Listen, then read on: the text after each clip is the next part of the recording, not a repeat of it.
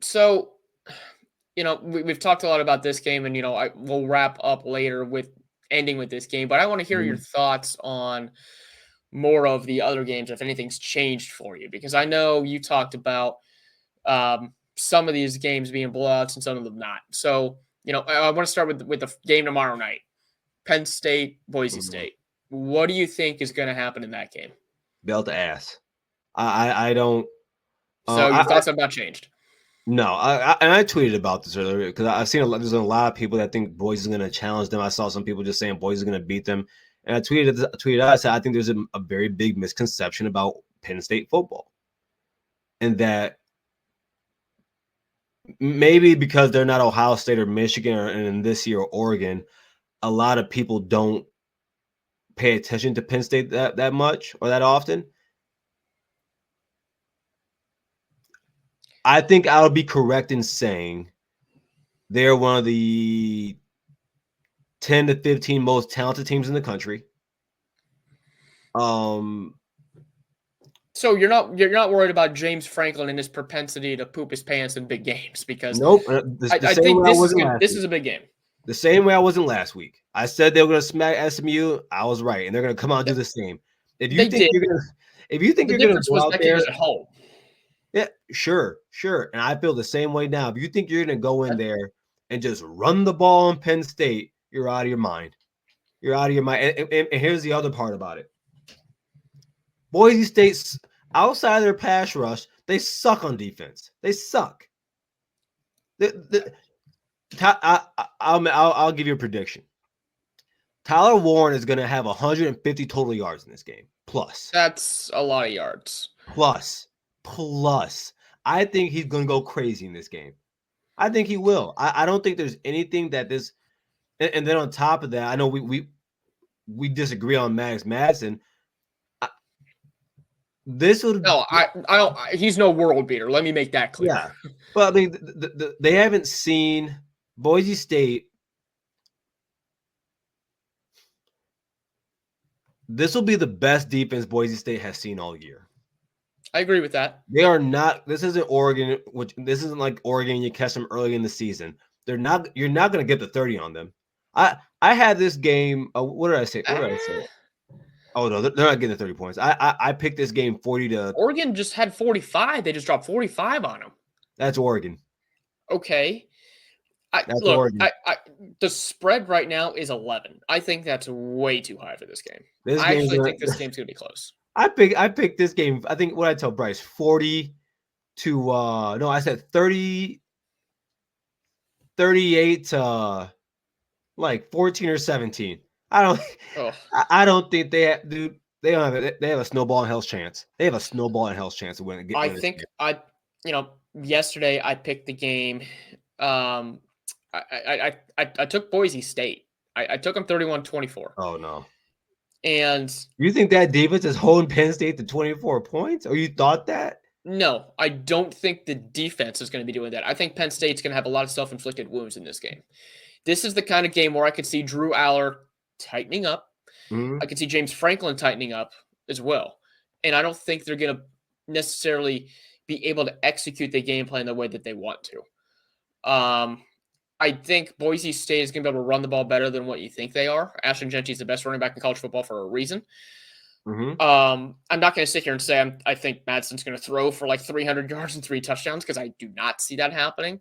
But Right. I could see Boise State's defense making a big time interception, and Boise State's only got to drive the ball 25, 30 yards for a touchdown. They don't necessarily need to have long sustained drives, I think, to win this game. Now, I mean, I wouldn't be shocked if Penn State won this game, and I mean, I wouldn't be shocked at all. They're also a really good team, but I just look. There's going to be upsets at some point in this college football playoff, and even though Boise State is the 3 seed, they're 11-point underdogs. I think this is the upset we get. What do you think about the Texas Arizona State game? That's the first game on New Year's Day. The run up before Yeah. right up to the Ohio State's the lead up game. Right now, the latest odds have Texas as a 12.5-point favorite. What do you think is going to happen? I think Arizona State covers that. And if there was a because Georgia's the favorite, right, in their game. I Georgia, would they have changed to be a favorite. They are now a okay. 1-point favorite. Well, all right, that wouldn't even call that a favorite or a underdog. I think of the two matchups, I think are real underdog stories. Um, this is the one I believe could be an upset. This is the one. See, that's interesting because I actually think this is some. I think this might actually be a cover for Texas. I don't think Arizona Okay. State. My thoughts have changed a little bit.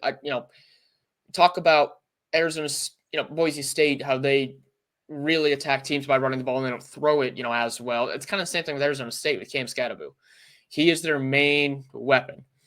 Texas's defense, they can shut down the running game. Look, I did not compare Boise State's offense to Oregon. Let me just make that clear. Oregon is the best offense in college football right now, but I'm not comparing them. But Arizona State, I think, is going to struggle a little bit. And even if Quinn Ewers doesn't play his best game, I can see Texas winning this game by like 14. I don't think it might even be a late cover. I don't think this game's going to be out of hand like the whole time. I think I could see Texas just kind of bleeds the clock there at the end, and they punch it in the end zone to get that, second touch, get that 14-point cover, Right. and then they end up winning the game. But I do think this game's competitive. Yeah, I have a lot of worries after what I saw in that first Texas game against Clemson. Clemson hasn't been able to really pass the ball all year. They looked elite in that game, which I was surprised by because Texas has a good secondary, and maybe that's just the exception, not the rule. That can be very factual. And also, Clemson was in a situation where they just had to throw the ball. But Clemson was also still able to run the ball in that game. And Arizona State has one of the best backs in college football. Not only is it 1,500 rushing, 500 receiving, and Scatterbo. So Scatterbo. So do I think Texas is gonna win? Yes, but I think they're gonna have to fight for it, and also because I just what helps now is also they're gonna have Quinn Isaiah is Bond just back. They get Isaiah Bond back for this game. yeah, but the problem is your quarterback doesn't look right. Like Quinn Fair. doesn't look right, and but I just have to assume or smartly assume that Texas is going to find a way to win this game. I just don't. I think they're going to like maybe they do cover in the fourth quarter, but I think for at least 3 quarters they're going to be fighting for their lives. Okay. What about that last game, that Notre Dame Georgia game? Like I told you, Georgia's a 1-point favorite right now. Notre Dame's winning that football game. I agree with you. I get when I do understand when people say that who has Notre Dame played and but I'm not. I think it would be dishonest to sit here and act like we all don't know Notre Dame has a lot of talent. Like I just they have one of the best secondaries in college football, one of the best safeties in college football, one of the best corners in college football. Really good defensive line. I think even though their nose tackle is going to be out, really good linebackers who are athletic and fast and they're big. And then I think the problem for Georgia is that they're going against a team that kind of mirrors Georgia Tech, only better. Yep. Riley Leonard's an upgraded Haynes King. Yes, and I can't think of I don't know Georgia Tech's running back name, but I'm pretty confident in saying that I would take Love over him. I'd take Jeremiah Love, yeah. Yeah, sure. So that's a problem. And on the other side, Georgia's run game hasn't been lights out all season. Your defense has been on and off. And then here's the biggest thing for me. You're playing a quarterback who I don't believe in, who hasn't shown much. There's not a lot of tape on him, but for the half that he was in, he couldn't really throw the ball. And he's playing against with the wide receiver unit that has the most drops in college football. That's the stat I was going to point to as well. That's a recipe for disaster. This is going to be the biggest game of this kid's life. He's not much of a passer. He can run the ball, but he's not much of a passer. But your wide receivers have bricks for hands. If Notre Dame gets up in this game, it's going to be really hard for Georgia to come back. Oh, like sure. if Notre Dame's up 10 points at any point, it might be over. just because of the fact that they're going to have to trust those wide receivers. I mean, Arian Smith's a walking drop. Like, that dude just can't catch the football. And no, it's funny because like no one can keep up with Arian Smith. No one. Yeah. Yeah. But he can be wide open and just. That's exactly. And Notre Dame's offensive line is underrated too. Now, they don't have the skill guys on the outside that a lot of other teams do. And Riley Leonard isn't the most polished passer in the college football playoff, but I think he does enough. And with he uses his legs a lot more than other quarterbacks do. And with the offensive line that they have, they can afford to do that. And, when he does throw the ball, they scheme it up well where it's in play action, where they get him in comfortable spots, where he throws comfortable routes that he is used to throwing. So it's not like he's going to have to make really tight throws over the middle a lot. He's going to be throwing routes that he has been, that are kind of ingrained in his brain from all of his time in college football. They're not asking him to do anything special. They're just, hey, find the open guy. If he's not open, if the guy on your first or second read's not open, take off and just go. What do you think? Yeah, like go back to what you said earlier. What do you think is the threshold for Georgia? Like it can't go down by how many? I think 10 is probably that magic number. I think they can tie it up at 10. I don't think they can come back and like take the lead if they're down by 10, especially if it's in the second half. I hesitate. The only reason why I think it's not larger than that is because Georgia will have a home field advantage in this game because it is down south. I hate that. I hate that the Georgia Dome is a bowl game. It's a lot of, and they play honestly, there. They play there a lot. We can talk about how a lot of the bowl games are in the Southeast. They've got the Orange Bowl down there. The Sugar Bowl. In New Orleans. The Peach Bowl there. It's it's a weather thing, but in the NFL, it don't matter there. That's right. Because I've always heard the argument. Oh yeah, but if you play the game in the cold weather places, it hurts the product. Not in the NFL.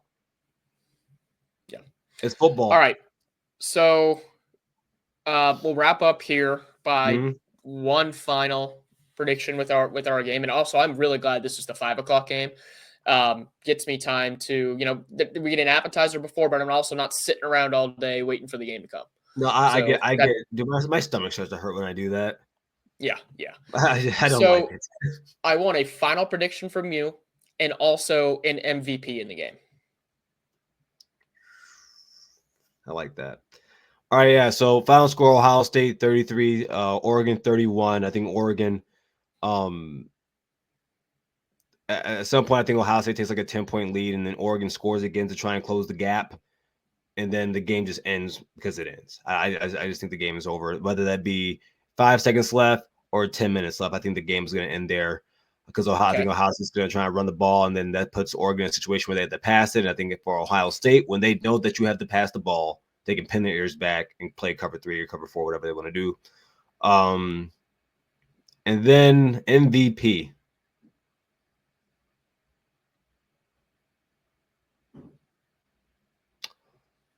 I'm going to go with Tyleik Williams. Interesting.